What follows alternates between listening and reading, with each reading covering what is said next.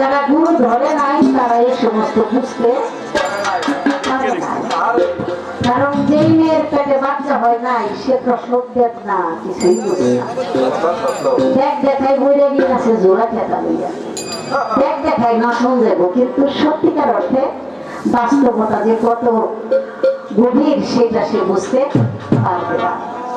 এজন্য বলা হয়েছে, আল্লাহ বলেছে যে নাকি চোখ থাকতে আমারে দেখলো না, হ্যাঁ চোখ থাকতে যে আমারে দেখলো না সে তো অন্ধের পরিচয় দিল। আখের রাতে তারে আমি অন্ধ করে উঠাবো। সে অন্ধ কি? সেটা হলো পশুর খুলে পাঠাবো। এই স্বাধীনতা জীবনকে, মুক্তির জীবনকে, আশরাফুল মাখলুকাত সর্বশ্রেষ্ঠ জীব হলো ইনসান। ইনসান মানে যে নিজের বিচার নিজে করে চলতে পারে। এখন বয়স হয়েছে, বুড়া হয়েছি, চুল দাড়ি পাকছে, তাই না? এখন আমার পোলা যা করে আমিও যদি এখনো তাই করি তাইলে কি আমি বিচার করে চলতে পারলাম? লোকে বন্ধ বলবে, লোকে বলবে কেন? আমারই তো আমি মন্দ বলবো। এজন্য আল্লাহ বলেছে তুমি নিজের সমালোচনা করো, আরেকজনের না। তুমি তোমাকে চেনো, মানা রাখা নাফসাহু থাকা খারাপ। নিজের নফস চিনলে রবকে চেনা যায়। আমি যদি আমাকে না চিনি তাহলে আমি আমার প্রভুকে কিভাবে উপস্থাপনা করবো বলে? নিজের বিচার নিজে করতে হবে, তাই নাম হয়েছে ইনসান। নিজের ইনসাফ, কোনটা অর্জন কোনটা বর্জন, কি আমার গ্রহণ করতে হবে কি আমার বর্জন করতে হবে, এই বিষয়গুলি আমার বুঝতে হবে। আমি যখন রাস্তা দিয়ে হাঁটি, আমার ছেলের পায়ের সাথে যদি আমার লাগে, তারপরে আমি একটা নমনীয়, এটা হলো ভদ্রতা জ্ঞান, এটা হলো সম্মানী জ্ঞান। আমার ঘরের সন্তান, তারপরে তার একটা সম্মান আছে, বুঝতে পারছি? তারও কিন্তু একটা সম্মান আছে। মনে হয় আমি তো জানি না আপনার ঘরে আমার ঘরে যে জন্ম নিচ্ছে সে যে কে, আমি তো মোটামুটি জানি না। আমরা তো এই যে 84 লক্ষ জনই ভ্রমণ করি শেষে মানবতা, আর হবে না মানব জনম ভাঙে মাথা পাশারে। এই মানব জনমটাই হলো আদবি জনম। মানব মানে মান্য গণ্য, নিবেদিত মন, আজিজি, বিনয়, নমনীয়, এই আদবি চরিত্র একটা মানুষের মধ্যে আছে। তাই বলা হয় আদবি ইনসান যতই হয় শয়তান। এই জন্য কথাটা বললাম বাবা, পৃথিবীর বুকে আমরা গান বাজনা এটা অত সহজ কাজ না। এই শীতে বইয়া খুশা খুশি দিয়া একটা কলমের ধাক্কায় একজনের জমি আরেকজনকে দিয়ে দেয়।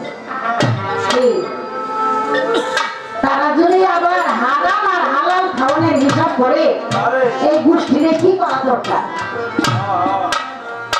আমরা যে গান করি, অনেকে কয় গান করা আর মাটি কাটা সমান। বাবা রে, মাটি কাটতে গিয়া বলে ভাই দুইটা উড়া তুই নে ভাই, মানে জানে কুলাই না, আমি একটু কহি একটা বিড়ি টান দিই। এটা কিন্তু মাটি কাটতে একটু আসান আরেকজনের উপরে দেওয়া যায় বোঝা, কিন্তু গানের বোঝাটা কিন্তু আরেকজনের দেওয়া যায় না। আমি বাংলার বেশি ওখানে যদি আমার স্বামীরে পাঠাই, সেটা কিন্তু খুব একটা গ্রহণযোগ্য হবে না। যে যারে ভালোবাসে তারে দেখেই একটা আনন্দ আসে। তাহলে সেই জন্য আমি বলি যে আমরা যে গান বাজনা করি, এটা কারে ডাকি?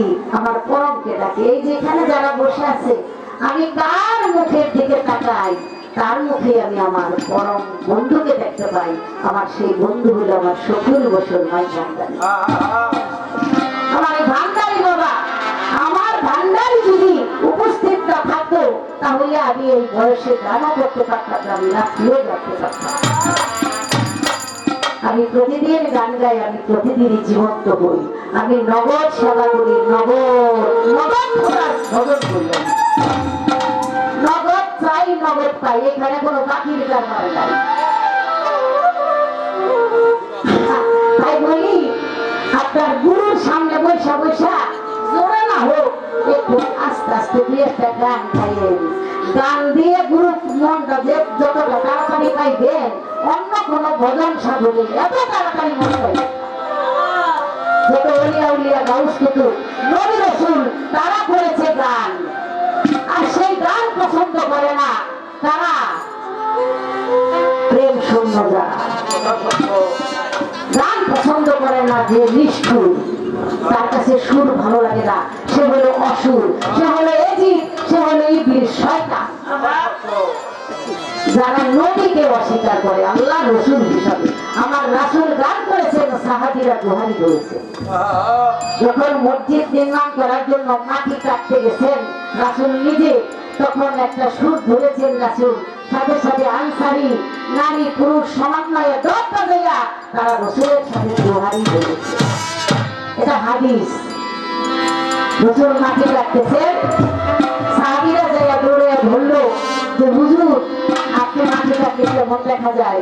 রাসূল বলছে আরে অসুবিধা নাই, আমি তো তোমার মতোই মানুষ। বলে না মাঝে মাঝে, বলে কিন্তু পীর মুর্শিদ বলে আরে এত বেশি বুঝিস না, আমি তো তোমার মতো, তাই না? তাই বলে কি আমার মতো না? ওই কথাটারে একদল ওই যে জাহেরি তারা বানাইছে, রসুল নিজেই গেছে আমি তোমাদের এর মতো মানুষ। রাসূল বলছে কোন ক্ষেত্রে, কোন সূত্রে, কোন বিষয়ে, কোন ইস্যুতে, এটা তারা ধ্যানের মধ্যে, কারণ যারা দেখতে নামি তার চরণ কথা তবে দেখতে কইছে গেলা তোরা দূরে সরে যাবা। আমার নবীকে, আমার মুর্শিদকে যে ভালো চোখে দেখে না, তার সাথে আমার কোনো বন্ধুত্ব থাকে না, দরকার নাই। তার কাছে বললে আমার উপরে অভিশাপ আসতে পারে। তারা হলো অভিশপ্ত যারা রাহমাতুল লিল আলামিন নবীকে ভালোবাসে, তারা তারা হলো অভিশপ্ত।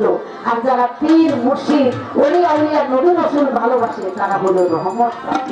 রহমত প্রাপ্ত আর অভিশপ্ত ব্যক্তি এক জায়গায় বসতে পারে না, যত দ্রুত দূরে চলে যায়। তাদের সাথে আমার তো মীমাংসার দরকার নাই। ওরা কারা যে মীমাংসা করে ওগুলোকে আমার বিরোধ করতে দেব? আমার জগৎ নিয়ে আমি থাকি, তাদের সময় নষ্ট করে লাভ নেই, আমার সময় অপব্যয় করে লাভ নাই। তারে কইলাম, তারে কইলাম, বোঝা গেছে না? ইশারা জ্ঞানীকে বুঝে, দেখলে বুঝে না ডাক্তার। কয়ে দিছি আমার ভাই যখন কইছে, আমার ভাই ও বয়স এই জন্মে না হোক কোন জন্মে ছিল, আমার লগে যদি 6 মাস সঙ্গ করে এই মাইকের সামনে ইনশাআল্লাহ আল্লাহ বাঁচিয়ে রাখলে ভাই ও বিঠান গান করতে পারবে। কারণ এই প্রেমটা কিন্তু এই জগতের না, সেই রুহানি জগতে যার সাথে যার একটা আকর্ষণ ছিল, সম্পর্ক ছিল, এই জগতে এসে তার সাথে একটা মহত্ব লাগে না? 12 বছর যারা দেখতেছে তার নিয়ে অত মায়া লাগে না, হঠাৎ একদিন দেখছে মুখের দিকে ছায়া থাকে, ওই জানি দেখছি রে তোরে, ওই জানি দেখছি রে, মায়া লাগে। দেখছেন দেখছেন আগে একটা যোগাযোগ ছিল, আর একটু হের ফেরে একটু ভিন্ন ভিন্ন দেশে জন্ম নিছেন, কিন্তু মুখটা দেখে পরিচিতই মনে হয়, একবার ধ্যান ধরে যায় ওই ছিলেন তার সাথে। যাই হোক অনেক কথা দিলাম, মাফ করে দিলেন। আমি নবীজির শান একটি গাওয়ার জন্য বলা হয়েছে, আমি সেটা শান্তি করি।